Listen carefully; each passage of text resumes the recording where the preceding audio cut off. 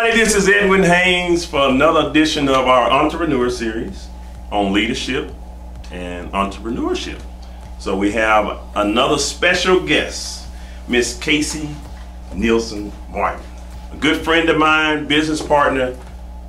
We've been in business for some years together, and I can tell you she's built a big business. She and her family have come aboard a company that we're part of and built a business doing well over $6 million a year as the ranking that she is with business. And so we're excited to have her here, and I tell you, I call her a female phenomenon. I mean, you're awesome. You really are. You're awesome. I mean, just to see how you command the stage, and people now all over the world love who you are and what you stand for and the principles that you have. And thanks for stopping by, because we have a lot of people that listen to us or look to us for leadership. And I wanted to put a series together where we had different people of different backgrounds to come by and explain what they have gone through, how they have experienced the success they have. And so if you don't mind, just share a little bit of your background for this audience, and we'll get into some dialogue about it. Well, it is definitely a pleasure to be here, and it has been a few years now. It's been an incredible journey and incredible teamwork that's been taking place. My background is I'm a college dropout. I dropped out of Colorado State University my sophomore year. I'm a total nerd. I studied Shakespeare, poetry, creative writing, so books were my best friends before I found my first venture into the world and business model of network marketing, and it's been 8.5 years now. It's been an absolutely incredible journey, learned a lot of great things, and really feel like we're just getting started. Oh, wow, wow, wow. So a college dropout can make money, make millions of dollars? Anyone can make millions of dollars. Anyone? Anyone. So you don't have to study Shakespeare. You're probably going to do better off if you don't study Shakespeare, but you know what I found is there's no lack of opportunity there, because there's no lack of ideas. Yes. There's no lack of problems to solve.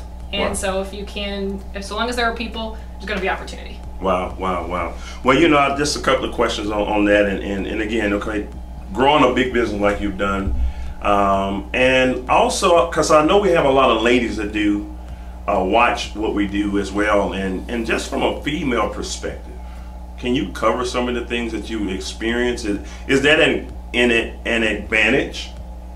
Or are there have you seen any hardships because of where you are? How does that play a part in what you do? You know, being a woman in business today, being an entrepreneur in business today is an incredible advantage. And one of the advantages that I think that we have as women in building a business is that we're underestimated.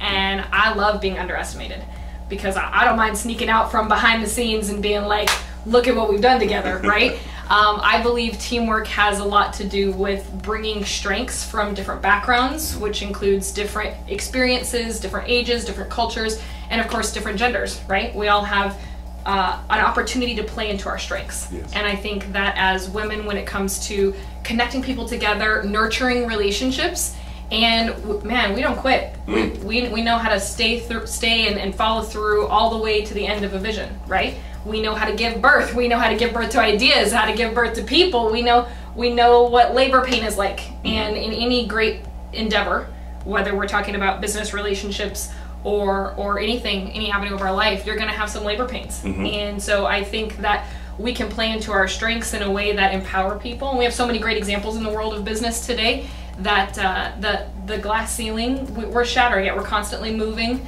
and progressing forward with different standards. And I think that this industry is a great way to continue to empower more women to realize, you know, don't use being a woman in business as something that holds you back. That's your main power play. Wow, wow, wow, wow. So, you know, we often say that people are pregnant with success, right? You know, and I guess you're right, because you all have gone through some pains that we haven't gone through, but men always come along and act like they're starting something, and then we're not doing anything. It's really the women behind it, right?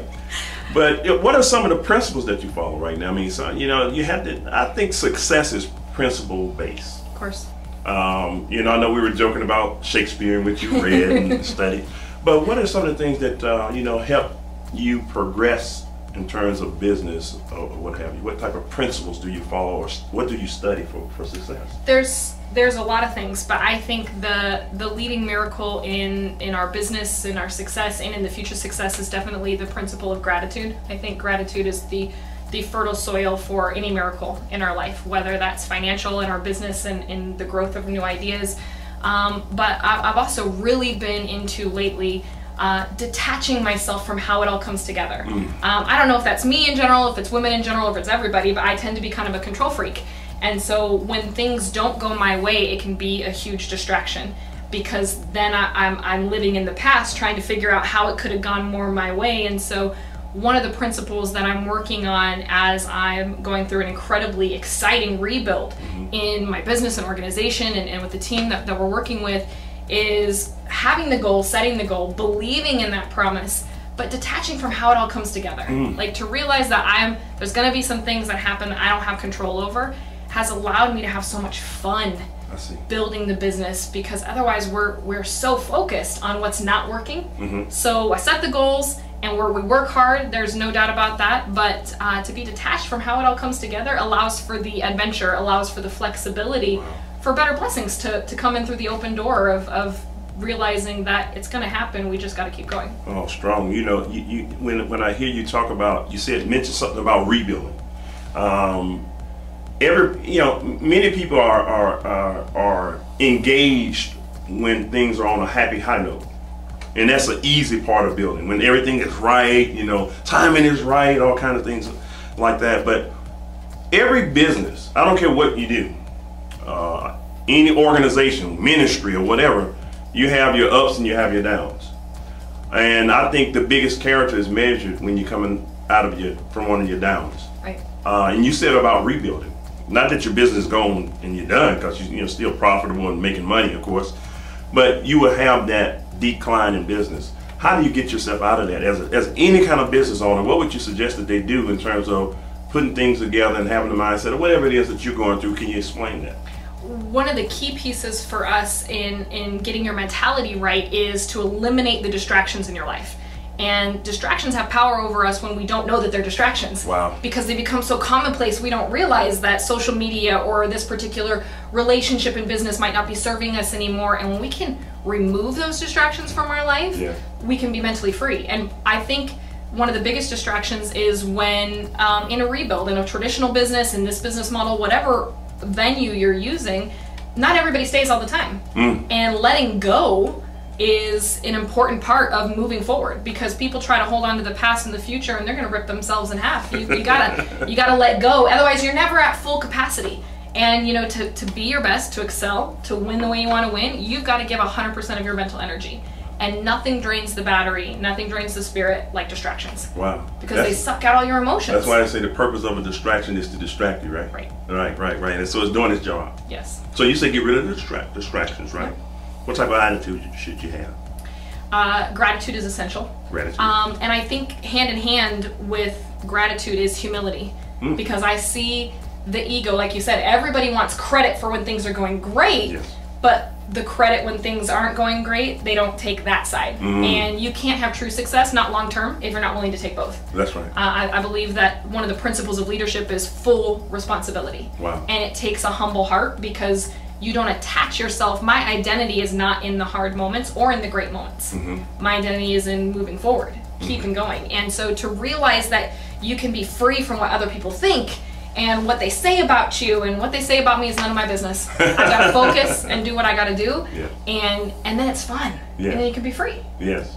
I love that, because you reminded me of some things that I often say as well. And you're just saying how the credit is done. People take credit. When it's all good, it's that person. When it's bad, it's someone else. Right. That type of thing. And as a leader, I believe that we should be ones that, when it's all good, give someone else the credit. When it's bad, you take it as the leader. And those are some things that I've followed in my life as well. I know you've done a great job with that. So I'm just, I love talking to you. I'm serious. You're just awesome. You've been such a huge impact in my life, because everybody needs an example. And their examples don't always have to take the same shape and form and look that we have. And to realize that you can't do it all and be it all, people have to give that up.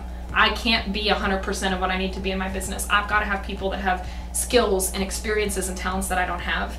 And sometimes I have to remind myself to be humble, but when you get to that humble place, we can come together cohesively and add so much more value together than we could ever be by ourselves. And so I've always honored the opportunity. You've taught me so much about being a professional. Wow. Right? Because people who don't take the credit in the downtimes, it's just immaturity. Yes. And you can't make big money and keep it if you're going to be immature in your emotions, right? You can't be all, my mentor Ron Smith, he says people be wearing their bubble wrap like a jacket and you can't poke them when they hurt their feelings. So got to get up out of our feelings sometimes and focus on the big picture. Wow, wow, wow. Where do you see yourself, you know, over the next 5 years as a person in business? I mean, what are some of the things that you are looking to do for yourself, goals or whatever? One of the big things is I see myself mastering my emotions a lot better, being more, the Casey Martin 5 years from now is a lot more in control of not letting, not just the bad things, but the good things either, being emotionally disciplined and emotionally stable. I think that's really key as we transition into wealth. It's taking you into different categories, real estate and different markets, and really continuing to grow and continuing to learn, making sure I'm always putting myself in position to learn from people who are smarter than me, to make sure there's always something that needs to be learned. Because if we feel like we know it all, we're on our way out. And I really like it here. I like to stay, and I got a lot more to learn and a lot more to experience. And I'm looking forward to the challenges too, because I can look back on my life as one giant blessing in disguise. Wow. And some of the biggest challenges we've had have led to the biggest blessings. And so anybody that's listening, that's going through a challenge in their business, count it all a blessing, count it all a joy. Find a way to talk yourself into seeing that this is working to your advantage. I promise, even if you can't see it, the promise is if you continue and you stay humble, you're going to reap the rewards, especially from the hard times. Wow, wow, wow. You know, Casey, I've seen you on stage many times, and I mean, you're getting better. I mean, I couldn't say you could get any better. But I don't know if it's just more seasoned or whatever it is. I mean, I love every bit of it. And so I just ask you this too, you know, as a person who is looking at the video that we have right now, what would you say to them in terms of if they're looking to be an entrepreneur or a leader in their particular industry or business, what tips would you leave them with in terms of them succeeding in what they're doing? You know, that's such a great question. And I appreciate the compliment, but I think what it really is I've learned how to be myself. And I think when you give yourself permission to be yourself, you can play into your strengths, and it's so authentic and genuine that you're going to be better doing what you do than anybody else doing it. And I think a real key piece of that is we all have to know the how-to. We got to be skilled, we got to be prepared, but I spend more time on the principles of success than the how-to of success. Wow. Because if you can bring your genuine, authentic self to the table, things will coalesce, things will synergize for you in a way that's so beyond your control, that's orchestrated so beautifully. And I think the biggest challenge people have is, you know, gaining the confidence through experience and through learning how to have that self-conversation of being authentic. So many people don't know how to be themselves. And I watch entrepreneurs all the time that have so much possibility, but they plateau because it takes a lot of courage to step into being yourself. It's a vulnerable position, but that's where all your power is. Wow, step into being yourself. And just go for it. Go for it. What do you got to lose? If you make a mistake, you chalk it up to a lesson, you start over, and you keep going. That's why you're a winner.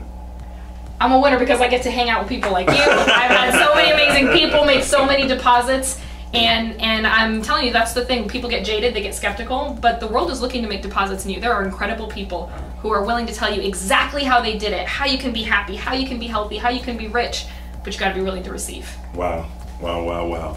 Well, listen, I think we knocked it out. If they don't get it from that, something's wrong. Casey, thank you so much. You know I love you. And listen, you heard it from one of the best in the world in this period in business. I mean, she is on the road to some major things here, has helped many people, thousands of people under her leadership, and we appreciate you stopping by. And ladies and gentlemen, I'm telling you right now, this leadership series is on fire. You cannot miss it. Leadership, entrepreneurs, make sure you stay tuned, and we'll see you guys on the next episode. Bye for now.